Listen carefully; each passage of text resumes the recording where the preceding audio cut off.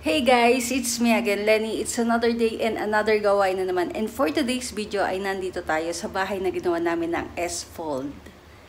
So ayan guys. And pati na rin ng mga blinds.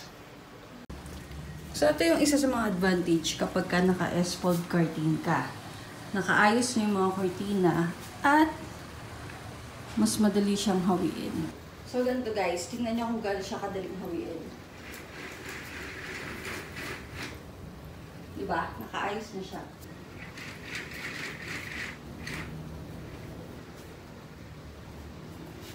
That's it.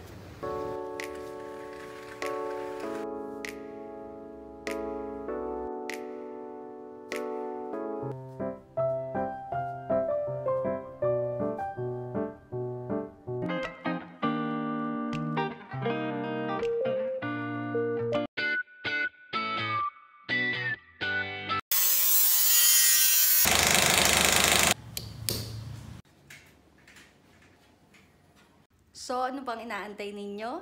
Mag-order na, free installation, free quotation.